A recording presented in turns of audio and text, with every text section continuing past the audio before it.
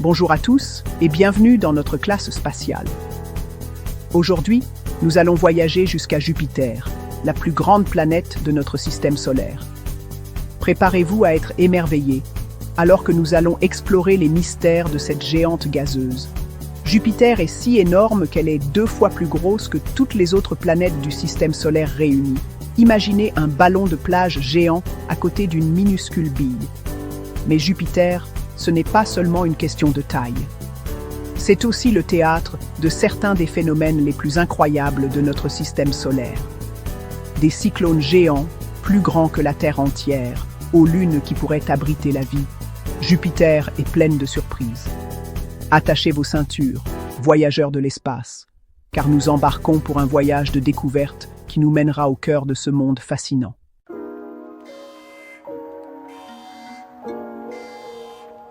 Pendant des siècles, nous n'avons pu observer Jupiter que de loin, mais tout a changé avec l'arrivée de la sonde Juno de la NASA en 2016.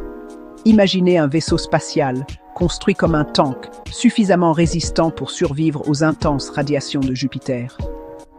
Voici Juno. La mission de Juno.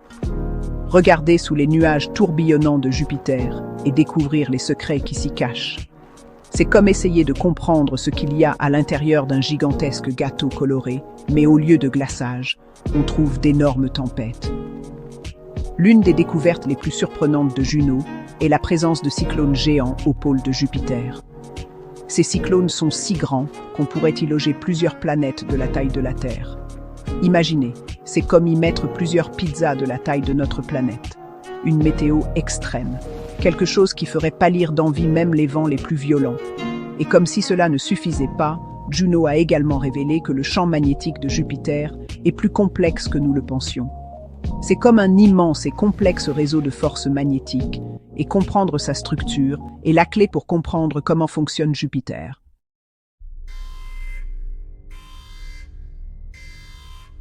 Jusqu'à l'arrivée de Juno, nous pensions tout savoir du champ magnétique de Jupiter.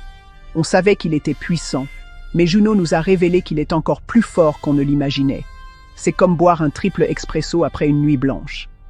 En réalité, c'est le champ magnétique le plus puissant de toutes les planètes de notre système solaire. À côté, même l'aimant du frigo de grand-mère se cache de honte. Imaginez un aimant géant, comme ceux qu'on utilise pour soulever les carcasses de voitures après un accident, enfoui à l'intérieur de Jupiter. Et maintenant, imaginez que cet aimant change et bouge constamment, comme un danseur de French Cancan. C'est précisément ce que Juno nous aide à comprendre. Ce puissant champ magnétique crée des ceintures de radiation intense autour de Jupiter, bien plus fortes que celles autour de la Terre. Ce rayonnement est si fort que même le piment le plus fort deviendrait vert de jalousie. Ces ceintures sont comme des champs de force invisibles, comme dans Star Trek, qui peuvent être dangereux pour les vaisseaux spatiaux, mais qui protègent également Jupiter du vent solaire, une sorte de tempête cosmique. Grâce à Juno, nous découvrons les secrets du cœur magnétique de Jupiter, comme si on lisait dans une boule de cristal. Et ce qu'il nous raconte sur la formation et l'évolution de la planète est plus captivant qu'un roman de Victor Hugo.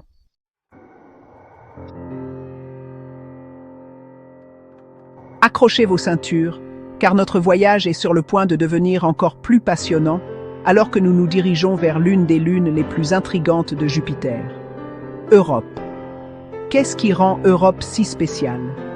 Imaginez une lune recouverte de glace, mais sous cette épaisse croûte glacée se cache un océan qui pourrait contenir plus d'eau que tous les océans de la Terre réunis. Et s'il y a une chose que nous savons sur la vie, c'est qu'elle adore l'eau. C'est pourquoi Europe est l'une des principales candidates dans notre recherche de vie extraterrestre. Mais comment explorer un océan caché sous des kilomètres de glace? On ne va pas creuser un tunnel. C'est là qu'intervient la prochaine mission de la NASA, Europa Clipper. Cet engin spatial est spécialement conçu pour percer les mystères d'Europe. Préparez-vous à plonger dans les profondeurs, car Europa Clipper va révolutionner notre compréhension de cette lune glacée et qui sait, peut-être même changer notre place dans le cosmos, tout comme Copernic a changé notre vision du monde.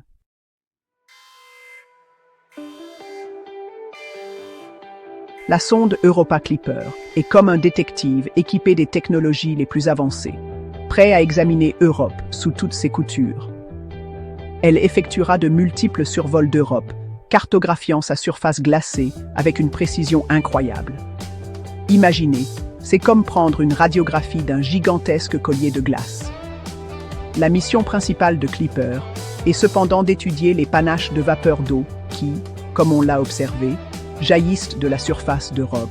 Ces panaches sont comme de petites fenêtres sur l'océan sous-glaciaire, un peu comme les geysers de la vallée des geysers au Kamtchatka, mais beaucoup plus froid.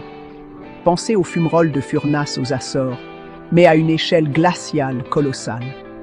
Les scientifiques pensent qu'en étudiant la composition de ces panaches, nous pouvons en apprendre davantage sur la composition chimique de l'océan d'Europe et savoir s'il contient les ingrédients nécessaires à la vie telle que nous la connaissons. C'est un véritable travail de détective scientifique, digne de Sherlock Holmes lui-même. La mission Europa Clipper est bien plus que l'exploration d'une lune. C'est la preuve de notre insatiable curiosité, de notre quête de réponse à l'une des questions les plus profondes de l'humanité. Sommes-nous seuls dans l'univers? Cette question nous hante depuis l'époque de Nicolas Copernic, et qui sait, nous sommes peut-être maintenant plus proches de la réponse.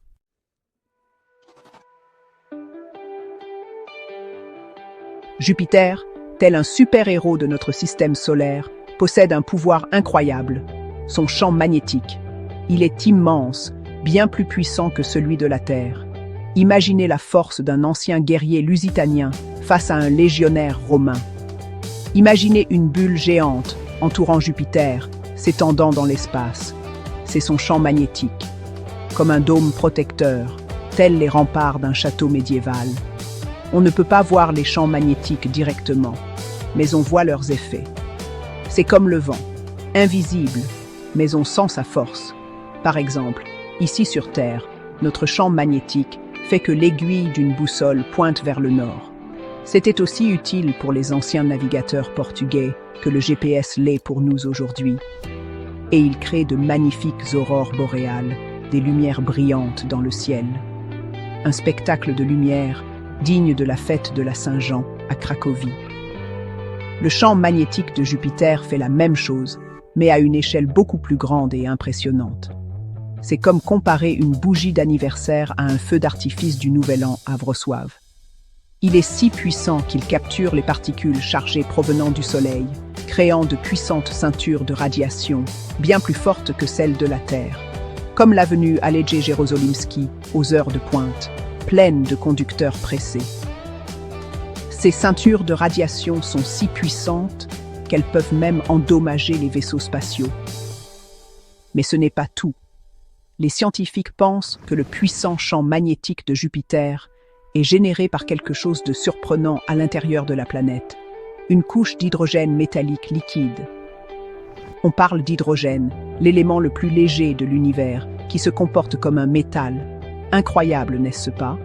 C'est comme si une petite Fiat 126P se transformait en un puissant camion semi-remorque.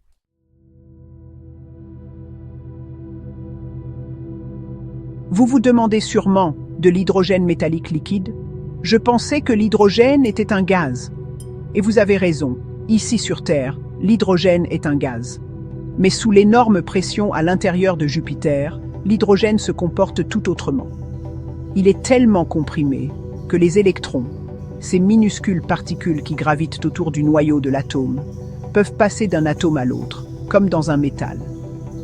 C'est pourquoi l'hydrogène métallique liquide possède des propriétés incroyables, notamment la capacité de conduire l'électricité. Les scientifiques pensent que le mouvement de cet hydrogène métallique liquide, combiné à la rotation rapide de Jupiter, crée des courants électriques qui génèrent le puissant champ magnétique de la planète, comme une gigantesque dynamo à l'intérieur de Jupiter, une véritable centrale électrique. La sonde spatiale Juno, actuellement en orbite autour de Jupiter, nous fournit des données incroyables sur le champ magnétique de la planète. En analysant les données de Juno, les scientifiques espèrent en apprendre davantage sur la structure interne de Jupiter et confirmer l'existence de ce mystérieux hydrogène métallique liquide.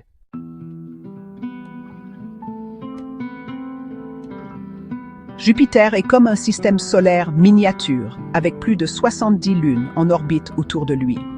Et certaines de ces lunes, comme Europe, Ganymède et Callisto, sont particulièrement intéressantes, car les scientifiques pensent qu'elles pourraient abriter la vie.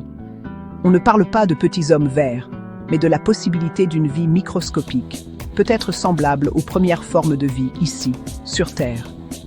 Pensons par exemple aux extrémophiles vivant dans les cheminées hydrothermales. Alors, qu'est-ce qui rend ces lunes si spéciales? Les scientifiques supposent que sous leur croûte glacée, Europe, Ganymède et Callisto cachent d'immenses océans d'eau liquide salée. Et comme nous le savons ici, sur Terre, là où il y a de l'eau, il y a de fortes chances de trouver la vie, tout comme dans les profondeurs de la mer Méditerranée. Mais il n'y a pas que la présence d'eau qui excite les scientifiques. On pense que ces lunes possèdent également d'autres ingrédients clés nécessaires à la vie telle que nous la connaissons, comme des molécules organiques et une source d'énergie.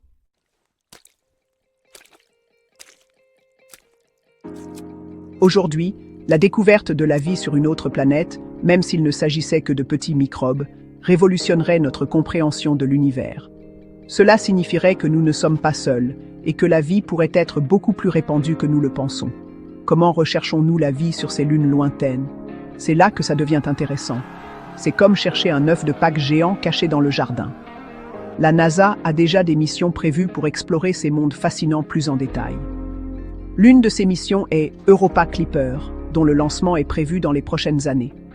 Europa Clipper sera en orbite autour de Jupiter et effectuera plusieurs survols d'Europe, étudiant sa surface glacée, son océan souterrain et recherchant des geysers d'eau qui pourraient être éjectés de l'intérieur de la Lune. Ces geysers, s'ils existent, pourraient nous donner un aperçu de ce qui se trouve dans l'océan d'Europe, sans avoir à forer à travers des kilomètres de glace. C'est comme goûter le bouillon de grand-mère sans ouvrir le couvercle de la casserole. C'est comme recevoir un échantillon gratuit directement de l'intérieur de la Lune. La recherche de la vie extraterrestre est l'une des entreprises scientifiques les plus passionnantes et ambitieuses, et les lunes de Jupiter sont au premier plan de cet incroyable voyage.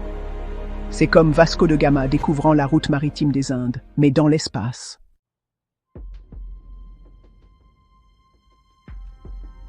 Jupiter, la planète des extrêmes. C'est la plus grande planète de notre système solaire, avec un gigantesque vortex, la grande tache rouge, plus grande que la Terre, qui fait rage depuis des siècles. Mais saviez-vous que Jupiter est le théâtre d'éclairs? Et pas n'importe quels éclairs. On voit des éclairs ici, sur Terre, lorsque l'électricité statique s'accumule dans les nuages d'orage, puis se décharge. Le principe est le même sur Jupiter, mais tout est beaucoup plus intense. Imaginez des éclairs des milliers de fois plus puissants que tous les éclairs que nous voyons sur Terre. Comme si Zeus lançait des éclairs, mais en encore plus fort. Voilà à quoi ressemblent les éclairs sur Jupiter. Les scientifiques étudient ces super éclairs en utilisant les données de la sonde spatiale Juno. Juno est équipée d'instruments spéciaux capables de détecter les ondes radio émises par les éclairs, même à travers la dense atmosphère de Jupiter. C'est comme écouter une fête sous les nuages. En étudiant les éclairs de Jupiter, les scientifiques peuvent en apprendre davantage sur l'atmosphère et les conditions météorologiques de la planète. Cela nous aide à comprendre comment l'énergie se déplace sur Jupiter et comment fonctionne son atmosphère. Et puis, c'est tout simplement fascinant qu'il y ait des orages électriques géants sur une autre planète.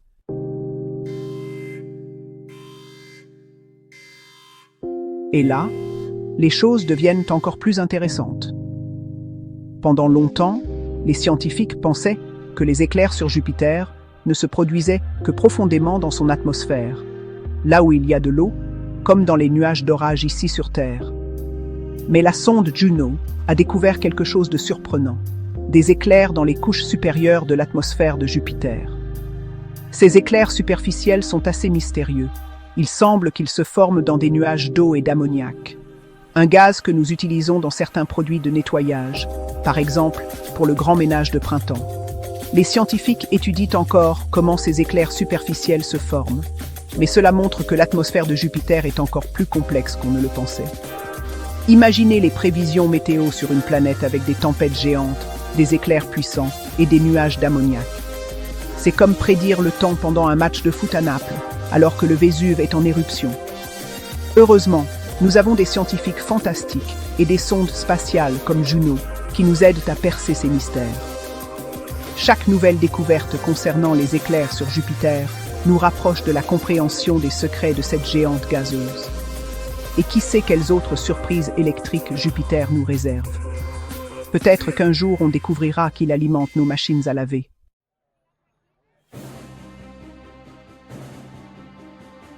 Regardez ce qui se passe sur Jupiter. Des tempêtes gigantesques, des éclairs puissants. Et Jupiter a une famille de plus de 70 lunes. Et certaines de ces lunes sont vraiment exceptionnelles. Les scientifiques pensent que sous la surface glacée de certaines d'entre elles pourraient se cacher des océans d'eau liquide. Imaginez des océans entiers cachés sous une épaisse couche de glace, comme un lac Léman mystérieux.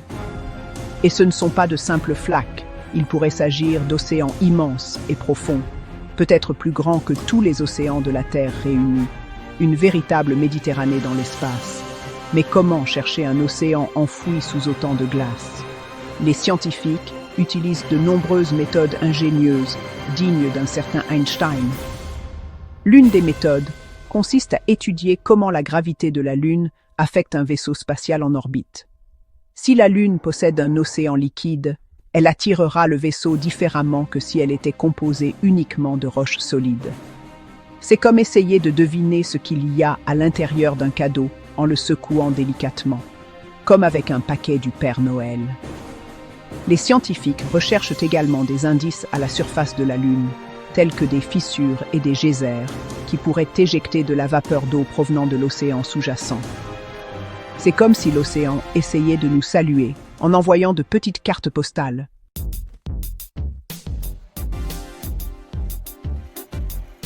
Alors, quelles lunes de Jupiter sont les principales candidates pour abriter ces océans secrets? Deux des candidates les plus prometteuses sont Callisto et Ganymède. Callisto est la lune la plus cratérisée de tout notre système solaire. Imaginez une sorte de gruyère cosmique. Elle est entièrement recouverte de cicatrices après des milliards d'années de collisions avec des astéroïdes et des comètes. Un véritable témoin de l'histoire de l'espace. Mais malgré tous ces cratères, les scientifiques pensent que sous la croûte glacée de Callisto pourrait se cacher un océan salé, comme une surprise dans un œuf de Pâques cosmique. Et puis il y a Ganymède, la plus grande lune de tout le système solaire, une véritable star parmi les lunes, le roi Julian des sujets planétaires. Ganymède est même plus grande que la planète Mercure. Imaginez ça, c'est comme comparer une pomme à une petite prune. Et vous savez quoi d'autre? Il y a des signes qu'elle possède un immense océan souterrain, probablement situé entre des couches de glace, comme une gigantesque boule de glace avec un cœur liquide, comme la glace sur la mer Baltique, mais à une échelle beaucoup plus grande. Ces lunes sont comme d'énormes boules à neige cosmiques, et il est tout à fait possible qu'à l'intérieur se trouve de l'eau à l'état liquide, et peut-être même de la vie. Qui sait, on pourrait y trouver des formes de vie qui aiment jouer aux boules de neige cosmiques, peut-être des yétis de l'espace. Incroyable, n'est-ce pas? C'est comme trouver un trésor caché, comme gagner le jackpot à la loterie, mais en mieux. Et ce n'est qu'une des raisons pour lesquelles l'exploration de notre système solaire est si fascinante. Qui sait quelles merveilles nous attendent encore? Peut-être un pain d'épices cosmique de Torugne.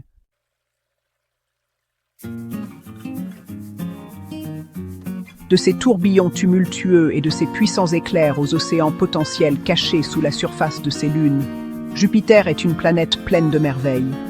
Cette géante gazeuse détient les clés pour comprendre la formation de notre système solaire et la possibilité de l'existence d'une vie extraterrestre. Ces découvertes ont révolutionné notre compréhension de Jupiter et de ses lunes, révélant toute la complexité de cette planète et son potentiel pour découvrir encore plus de mystères.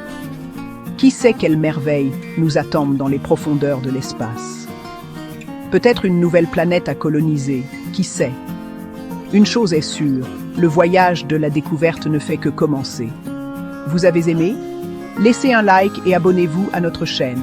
Restez avec nous pour découvrir d'autres nouvelles fascinantes du monde de l'exploration spatiale. Paix et amour à tous.